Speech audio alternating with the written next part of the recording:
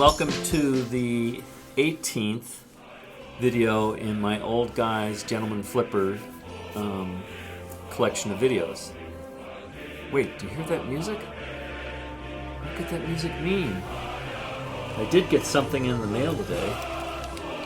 What could it be? What is all this funny writing? Is it? Could it be Shirogorov? This is my first one. I was so excited to get it. And this is the Neon Ultralight with an S30V blade material. It's kind of an inexpensive box. You'd think for the amount of money that I spent on it, it'd be a little bit better than this.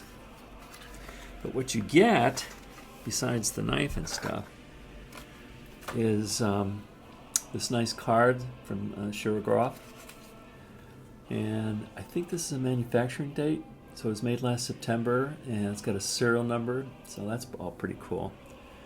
And I believe this is the some of the customs paperwork. I don't know. I actually took Russian in college and failed. The only thing I remember is "Как вы поживаете?" and "Хорошо." "А вы?" Anyhow, enough embarrassing myself with languages. It comes with a microfiber cloth that has a nice emblem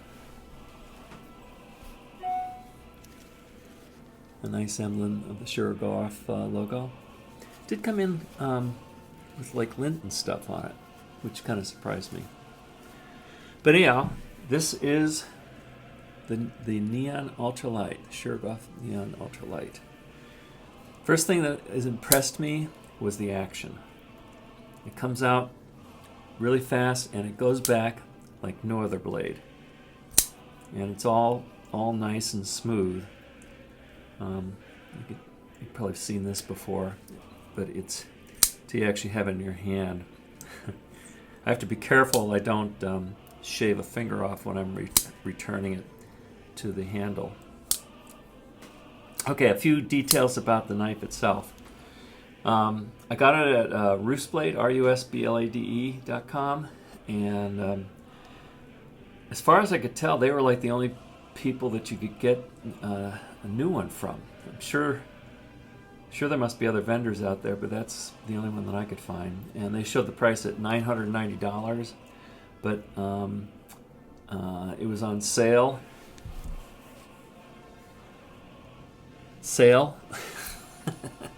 For $650. So this makes it one of my this is tied with some of the Theon's Princely knives. What do we have here? It is S30V blade. The handles are made of titanium. It has that double bearing system inside. I have not pulled it apart yet. What I've done so far with this knife is I just lubed it from the outside. I loosened it up a little bit so the action would be a little bit better, and I sharpened it. So you can see with the KME sharpener, got that nice blade on there, mirror blade. I was kind of surprised when it came.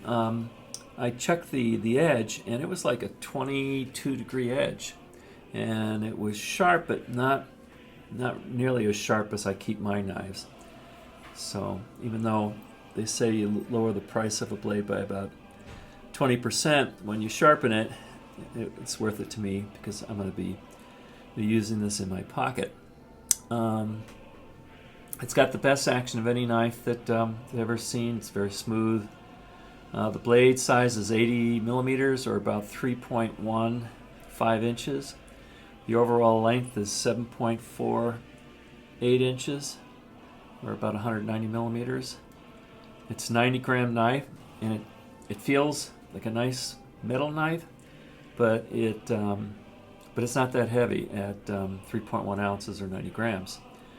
It's got a nice flat grind here, so there's a kind of a shallow slope down towards the edge. So grabbing a hold of this with the KME jaws was not too bad, especially with a little bit of tape. The other thing I appreciated, there's no recurve on it, so sharpening was pretty straightforward.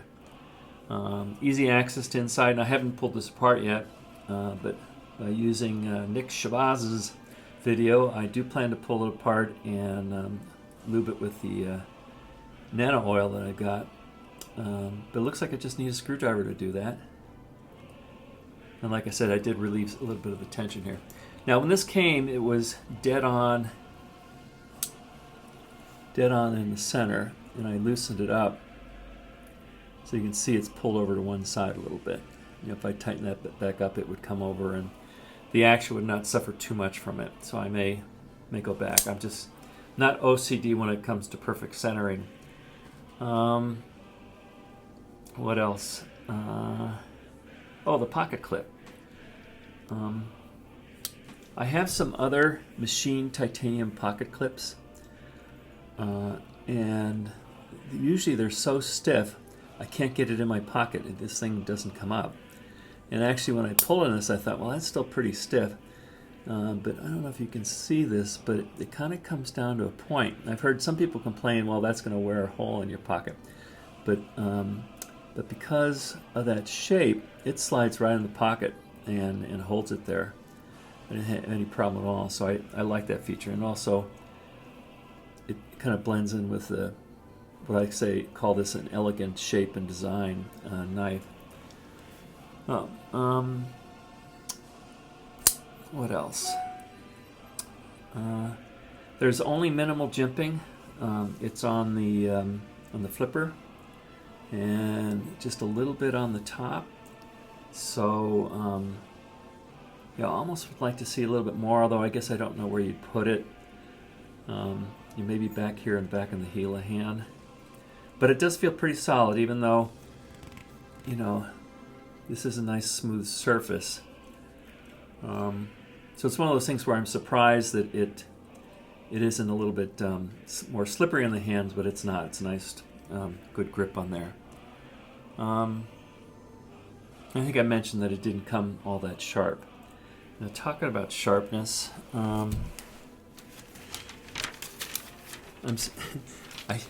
in Portland, Oregon, they don't have phone books. So I actually had to go on eBay and buy one that came out of Chicago. This is a Chicago Yellow Pages book. And then the other thing is I didn't realize is that there's a grain on this, and depending on where you cut it, it'll be easier or hard. So, for instance,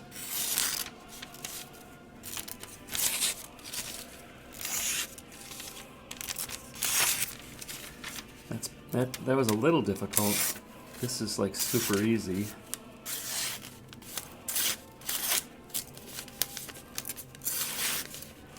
And yeah, it cuts that.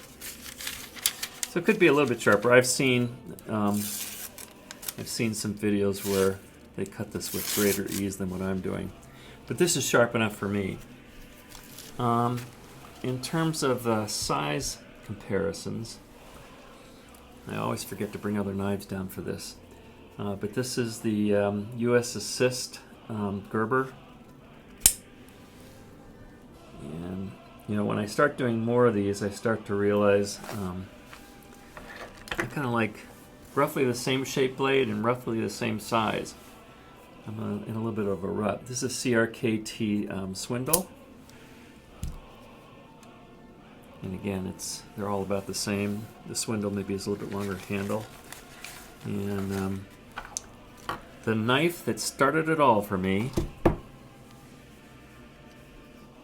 Lite number 6.